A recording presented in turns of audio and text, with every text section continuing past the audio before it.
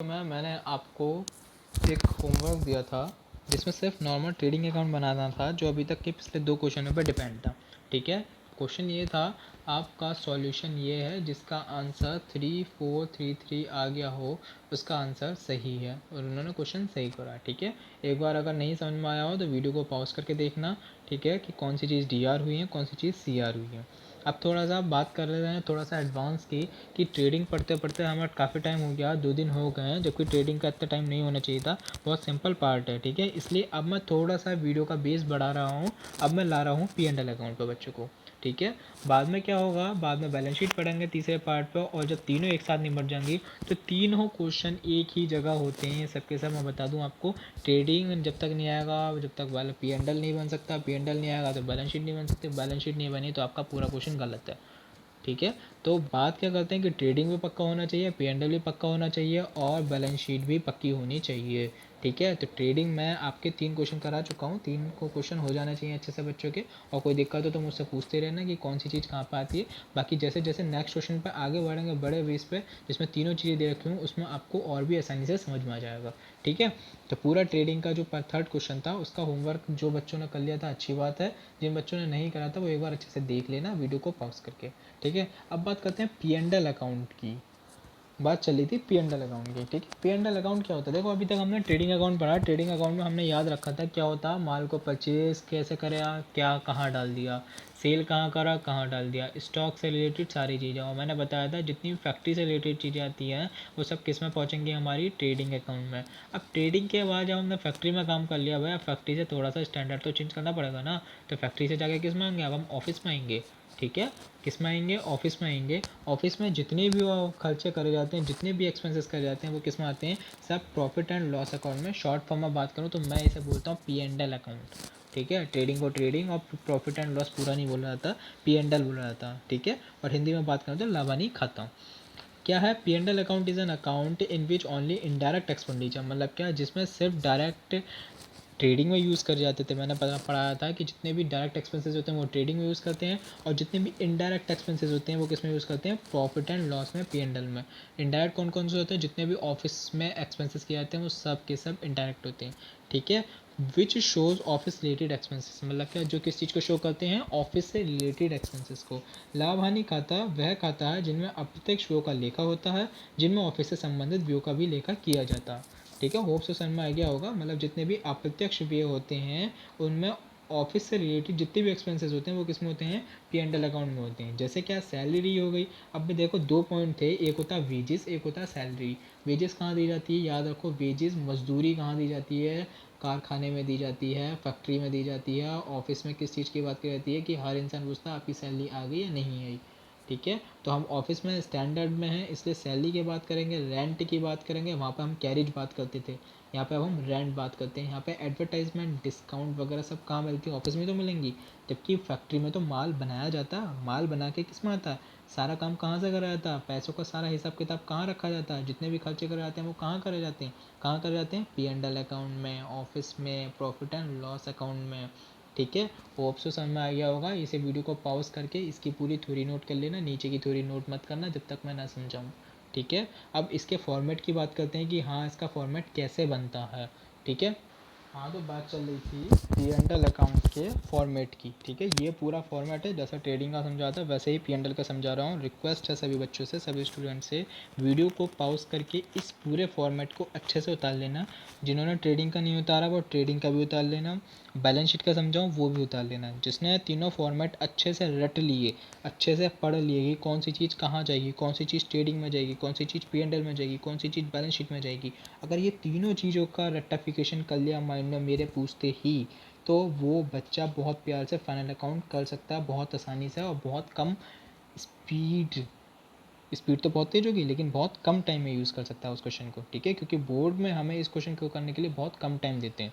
ठीक है, बात करते हैं format of profit and loss account की। क्या फॉर्मेट है, याद रखा था मैंने, बताया था कि जो हमारा ट्रेडिंग में ऊपर जो हमारा आंसर बचता था उसे हम किस नाम से दिखाते थे, याद होगा, ग्रॉस प्रॉफिट, सी डी के नाम से।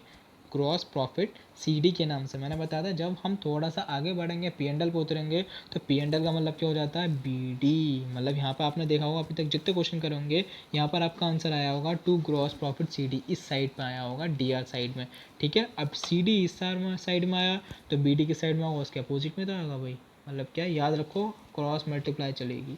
ठीक, अगर किसी के क्वेश्चन का आंसर इधर आया हो तो क्या चलेगी, क्रॉस मल्टीप्लाई, फिर इधर चलेगी टू क्रॉस लॉस BD, वहाँ पे लॉस चलता है, यहाँ पे भी लॉस चलेगा। ठीक है, उसके बाद करते हैं क्या क्या चीज़ें आती हैं। रेंट है हमारा ऑफिशियलिटी होता है। कैरिज दो टाइप से बताई थी मैंने, एक इनवर्ड और एक आउटवर्ड। यहाँ पे ये इन नहीं लिखा है, आउट लिखा है, ध्यान से नोट कर लेना। ठीक है, आउटवर्ड नीचे आता है, इनवर्ड ट्रेडिंग में आता है। मतलब क्या, आउटवर्ड P&L में और इनवर्ड ट्रेडिंग में। रेक्टिफिकेशन मार लेना इसकी अच्छे से। ठीक है, सैलरी जितने भी वेतन होते हैं वो सब किस में आती हैं, P&L में। इंश्योरेंस कहाँ होता है, ऑफिस में। रिपेयर कहाँ कराई जाती है, फैक्ट्री में थोड़ी होती है रिपेयर। आप किसी चीज़ की रिपेयर करवाना जाते हो तो ऑफिस में तो जाते हो, ये थोड़ी उसकी फैक्ट्री में घुस के माल की मरम्मत करवाना शुरू कर दिया, ऑफिस में जाके तो रिपेयर करवाओगे। ठीक है, तो रिपेयर कहाँ पहुँचेगी, ऑफिस में। एडवर्टाइजमेंट क्या होता है, विज्ञापन। जितने भी पोस्टर छपते हैं, किसी भी चीज़ का एडवर्टाइजमेंट निकलता है, न्यूज़पेपर में जॉब्स के निकलते हैं, तो वो ऑफिस से तो निकलते हैं, ये थोड़ी फैक्ट्री में जाके घुस के उनकी काम करना शुरू कर दिया। ठीक है, उसके बाद है टू ऑडिट फ़ी। ऑडिट फ़ी को हिंदी में बात करें तो बोलते हैं अंकेक्षण शुल्क। ये क्या होता है, कभी कभी कंपनी में बहुत बड़े बड़े जो हमारे मैनेजर होते हैं या हमारी कंपनी को चेक करने आते हैं, उन्हें जो वो फीस प्रोवाइड करवाते हैं, आप देख पैसों का हिसाब किताब कहाँ पर होगा, ऑफिस में तो होगा, फैक्ट्री में थोड़ी ना। ये थोड़ी है फैक्ट्री में पैसे डाल रखे हैं ऐसे ही, नहीं, सारा पैसा कहाँ होता है, ऑफिस में तो होता है। तो उनकी फ़ीस कहाँ से दी जाएगी, ऑफिस से तो दी जाएगी। अब आपकी बात करें, आपकी फ़ीस जमा कहाँ पर होती है, किसी के टीचर के पर्सनल रूम में थोड़ी हो जाएगी, वो तो प्रिंसिपल मैम के ऑफिस में होती है। तो वो क्या होती है, फ़ीस होती है, वो कहाँ से दी जाती है, ऑफिस में। क्या कहते हैं, प्रिंसिपल मैम के ऑफिस में जाके फ़ीस जमा करना। ठीक है, तो जितनी भी फ़ीस होती है वो कहाँ पहुँचती है, याद रखना, किस में पहुँचती है, P&L अकाउंट में। ठीक है, उसके बाद है डोनेशन, कहाँ जाएगा, ऑफिस में जाएगा, मतलब P&L में। इंटरेस्ट जो भी होंगे वो P&L में। ब्रोकरेज होती है दलाली, माल को कैसे बेचना, उसके बारे में कितना प्रॉफिट लेना, वो सब हमारी किस में जाएगी, P&L में। जितने भी एक्सपेंसेस हो, चाहे ट्रैवलिंग एक्सपेंसेस हो, चाहे एजुकेशन से एक्सपेंसेस हो, सारे के सारे किस में जाएंगे, P&L में। टू लाइट एक्सपेंसेस, लाइट के सारे एक्सपेंसेस कितने जाएंगे, P&L में। पोस्टेज क्या होती है, जितने भी डाक के एक्सपेंसेस होते हैं, मतलब कि जो डाक होती है जहाँ पर हमारा पोस्ट करा था, पार्सल करा था, वो ऑफिस ही तो करा जाता है। ठीक है, स्टेशनरी कहाँ जाएगी, P&L में। बैंक के जितने भी चार्जेस होंगे वो P&L में। प्रिंटिंग के जितने भी चार्जेस होंगे वो P&L में। ऑफिस के जितने भी चार्जेस होंगे वो भी P&L में। सैलरी और वेजेस होगी वो भी P&L में। पैटी एक्सपेंसेस दे रखा, छोटे छोटे जो एक्सपेंसेस होते रहते हैं डेली के, वो भी P&L में। कमीशन दे रखा, कमीशन भी P&L में। डिस्काउंट दे रखी है तो वो भी P&L में। और कोई भी चीज़ पर डेप्रिसिएशन दे रखा, आप देखो डेप्रिसिएशन क्या होता है, मैं 9th क्लास में एक बार समझा चुका था बहुत से बच्चों को, बट समझ लेना डेप्रिसिएशन क्या होता है। कि आज मैंने कोई मोबाइल 15,000 का ख़रीदा और उसे अगर मैं 2 महीने बाद बेच जाऊँ तो कोई कहता कि मैंने उस मोबाइल को 17,000 में बेच दिया, क्वेश्चन मार्क लग जाएगा आपके दिमाग में, कैसे बेच दिया भाई, 15,000 का फ़ोन था 17,000 में कैसे बिक गया भाई, कोई पागल बना रहा है, हो ही नहीं सकता कभी भी। 15,000 का फ़ोन 17,000 में कैसे बिक जाएगा, नहीं बिक सकता। 15,000 का फ़ोन अगर वो बोलता 13,000 में बिक जाए तो मैं मान सकता हूँ। ठीक है, मतलब क्या, जब हम कोई भी चीज़ खरीद के लेके आते हैं और उसकी वैल्यू 1 महीने बाद या एक ही दिन बाद ही घट जाती है, ठीक है, तो जो वो घटी हुई वैल्यू होती है, जैसे 15,000 का फ़ोन था, वो 2 महीने बाद उसने 13,000 में बेच दिया, बचा कितना, दोनों के वैल्यू का डिफरेंस कितना, 2,000 रुपये, वो क्या है, हमारा डेप्रिसिएशन है वो। ठीक है, तो जितनी भी डेप्रिसिएशन की अमाउंट होगी, जो उन दोनों के बीच का डिफरेंस होगा, मैं अमाउंट की बात नहीं कर रहा, जो दोनों चीज़ों का बीच का डिफरेंस होगा, ध्यान से सुन लेना, वो यहाँ पर आती है। ठीक है, फिर आता है बैड डेब्ट्स। बात करें बैड डेब्ट्स, ये भी पढ़ा था, अशुद्ध ऋण बोलते हैं, जब पैसा डूब जाता है, जो पैसा नहीं मिल पाता, उससे क्या होता है, हमारा बैड डेब्ट्स होता है। ठीक है, दो रूल हमेशा याद रखना, क्या, कि जितने भी एक्सपेंसेस होते हैं वो DR होते हैं, इस साइड चलते हैं, जितनी भी इनकम होती है वो CR होती है, वो इस साइड चलती है। ये दोनों चीज़ें हमेशा याद रखना। ठीक है, अब बात करें CR साइड में क्या क्या जाते हैं, मैंने बताया था CD और BD वाला पॉइंट। अगर कोई भी इनकम रिसीव होगी तो वो CR में आएगी, जितनी भी इनकम होती है वो CR में आती है, मैं बताया था मैंने। इंटरेस्ट रिसीव, जो मुझे ब्याज मिलेगा तो मुझे तो मिलेगा, तो मैंने रिसीव करा इसलिए CR हो गया। कमीशन मिला मुझे इसलिए CR हो गया। जो डिस्काउंट दूसरों से मुझे मिल गई, प्राप्त हो गई, रिसीव हो गई, वो मुझे क्या हो गई, CR हो गई। किराया मुझे प्राप्त हो गया, वो CR हो गया। और आहरण पर ब्याज भी मुझे मिल गया, वो। आहरण क्या होता है, जब मैं बिजनेस में अपने पर्सनल यूज़ के लिए कोई भी चीज़ निकाल लेता हूँ या कुछ पैसा निकाल लेता हूँ और उस पर भी ब्याज लगाऊंगा तो वो मेरी इनकम ही तो है भाई। मैं अपने ही ऑफिस में थोड़ा सा पैसा और एक्स्ट्रा पेड कर रहा हूँ तो मेरी इनकम है। ठीक है, तो इसलिए वो चीज़ें यहाँ पर आएंगी। होप सो ये पूरा फॉर्मेट समझ में आ गया हो। एक बार मैं यहाँ पर पूरा एक बार दिखा रहा हूँ, इसे वीडियो को पॉज करके एक एक पॉइंट अच्छे से नोट करना, बाकी PDF भी मैं प्रोवाइड करवाऊँगा सभी को।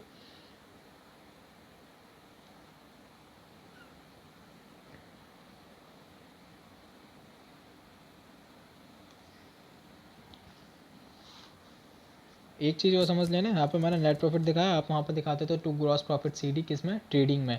ऐसे ही जब आपका P&L का आंसर आएगा तो आप क्या दिखाएंगे यहाँ पे, टू नेट प्रॉफिट। अगर आपका लॉस आया तो यहाँ पे क्या दिखाएंगे, बाय नेट लॉस अकाउंट। ठीक है, होप सो समझ में आ गया हो। तो एक छोटा सा क्वेश्चन है, ठीक है। Question 4, from the following statement to make a profit and loss account of 31 December 2004। ठीक है, अभी इस पर ध्यान मत देना, पहले बता रहा हूँ, इसे ढक देता हूँ। ठीक है, क्वेश्चन 3 की बात चल रही थी, इसमें अमाउंट लिखना मिस हो गई थी, लेकिन मैंने इसमें अमाउंट लिख दी है। ठीक है, तो क्वेश्चन क्या था कि निम्नलिखित लेन देन की सहायता से 31 दिसंबर 2004 का लाभ हानि खाता बनिए, P&L अकाउंट बनाना। ठीक है, ग्रॉस प्रॉफिट दे रखा, प्रॉफिट याद मैंने बताया था, जो प्रॉफिट होता है वो इस साइड में चलता, आप यहाँ पे दिखाएंगे बाय ग्रॉस प्रॉफिट BD, और अमाउंट दिखा दी यहाँ पर 50,000। ठीक है, अब सारी चीज़ें समझते रहना। रेंट मैंने कहाँ बताया था, रेंट हमारा खर्चा होता है, इसलिए P&L के DR में DRE वाली साइड होती है, इस साइड आएगा। इंटरेस्ट रिसीव है, मुझे प्राप्त हो गया, देखना फॉर्मेट में, यहाँ पर दिखाया था मैंने। ब्रोकरेज कहाँ दिखाई थी, यहाँ पर दिखाई थी DR में। पेटी एक्सपेंसेस भी यहीं पर दिखाए थे, पोस्टेज एक्सपेंसेस भी, जितने भी एक्सपेंसेस यहीं दिखाए थे। सैलरी दे रखी, वो भी यहीं दिखाई थी। ऑफिस एक्सपेंसेस का वो भी यहीं दिखाए थे। डिस्काउंट रिसीव, प्राप्त हो गई, प्राप्त हो गई तो मतलब कहाँ, CR में पहुँच जाएगी। डिस्काउंट गिवन, अब मुझे देनी है या दी है मैंने छूट, तो मुझे नुकसान हुआ तो यहाँ पर पहुँच गई। और इंश्योरेंस एक्सपेंसेस जो है वो भी मेरा खर्चा है, मैं डेली का देता हूँ, इसलिए वो यहाँ पर पहुँचेगा। ठीक है, होप सो क्वेश्चन हो जाएगा सभी से, बहुत ईजी क्वेश्चन है। इसके बाद एक और क्वेश्चन करेंगे अच्छे से, फिर सबको एक साथ कंबाइन करके क्वेश्चन करेंगे, बहुत ही मजा आएगा आगे वाले क्वेश्चन में। ठीक है, इस क्वेश्चनों को वीडियो को पॉज करके नोट करना, उसके बाद क्वेश्चन करना, और मुझे सॉल्यूशन जल्दी से जल्दी सेंड करना सभी के सभी। Okay student.